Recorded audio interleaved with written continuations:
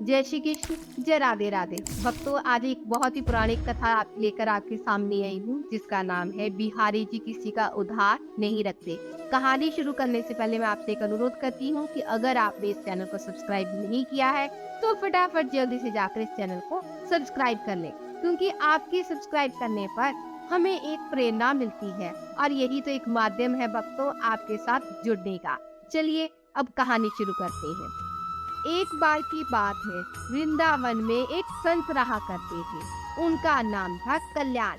वे बांके बिहारी जी के परम भक्त थे। एक बार उनके पास एक सेठ आया। अब था तो वो सेठ, लेकिन कुछ समय से उसका व्यापार ठीक से नहीं चल रहा था। उसको व्यापार पर नुकसान होता जा रहा था। सेठ उन संत के पास गया और अपनी सारी व्यथा बताई और कहने लगा, महाराज, मेरे व्यापार में कुछ दिनों से काफी नुकसान हो रहा है। आप कोई उपाय बताइए या फिर कुछ उपाय कर दीजिए। सेठ ने कहा। तो संत ने भी सुन लिया, पर संत ने उसका जवाब क्या दिया वो सुनिए।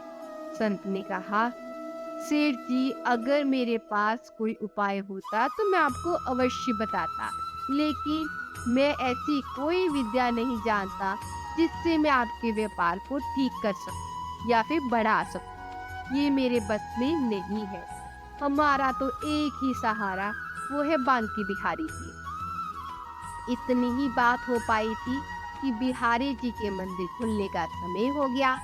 संत सेठ जी को बिहारी जी के मंदिर में ले गए और अपने हाथ को बिहारी जी की ओर करते हुए सेठ जी से बोले कि ये है बांके बिहारी सरकार, जो कुछ भी मांगना है, जो कुछ भी कहना है, तुम इनसे कह दो, ये सबकी मनोकामनाओं को पूर्ण करते हैं। सेठ जी ने बिहारी जी से प्रार्थना की। 2-4 दिन वृंदावन में रुके और फिर चले आए। कुछ समय के बाद सेठ जी का व्यापार धीरे धीरे ठीक हो गया। अब सेठ जी समय समय पर बिहारी जी के दर्शन करने के लिए वृंदावन जाने लगे, लेकिन कुछ समय के बाद सेठ जी थोड़ा अस्वस्थ हो गए। वृंदावन में आने की उनके पास शक्ति नहीं रही, क्योंकि उम्र हो गई थी उनकी, बुजुर्ग हो गए थे।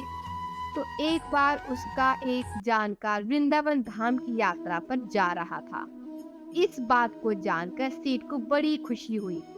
सेठ जी ने उस भक्त को 750 रुपये दिए और कहा, ये धन तू बिहारी जी की सेवा में लगा देना, उनको पोशाक धारण करवा देना और भोग लगवा देना। वो भक्त जब वृंदावन गया तो उसने सेठ जी के कहे अनुसार बिहारी जी के लिए बड़ी सी सुंदर पोशाक जो थी वो बनवाई और उनको भोग भी लगवाया। लेकिन इस सारे काम में उनका खर्चा थोड़ा सा ज्यादा हो गया। लेकिन उस भक्त ने सोचा, चलो कोई बात नहीं, थोड़ी सेवा बिहारी जी की हमसे भी बन गई। अब इधर जब मंदिर बंद हुआ तो बिहारी जी रात को सेठ जी के सपने में पहुंच गए। सेठ जी को सपन में ही बिहारी जी ने कहा, तुमने जो मेरे लिए सेवा भेजी थी मैंने स्वीकार कर ली, लेकिन उस सेवा में 249 रुपए ज्यादा लगे हैं। तुम उस भक्त को ये रुपए जरूर लौटा देना। ऐसा कहकर बिहारी जी अंतर्ध्यान हो गए। सेठ जी की जब आंख खुली तो बिहारी जी की लीला देखकर आश्चर्यचकित रह गई।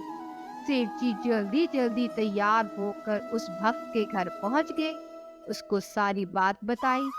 ये सब जानकर वो भक्त बहुत आश्चर्यचकित रह गया, क्योंकि उसने वो बात अपने परिवारजनों को भी नहीं बताई थी। ये बात तो सिर्फ वो कहता मैं ही जानता था और मैंने किसी से वो बात नहीं की। तो सेठ जी ने उनको वो 249 रुपए दिए और कहा कि मेरे सपने में बांके बिहारी जी आए थे, वो ही मुझे ये सब बता गए। ये लीला देखकर वो भक्त भी खुशी से मुस्कुराने लगा और बोलने लगा, बांके बिहारी जी की जय।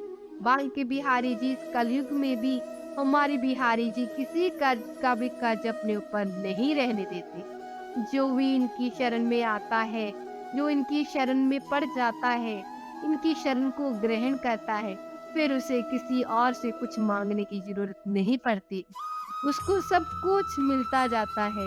ऐसे है हमारे बांके बिहारी जी।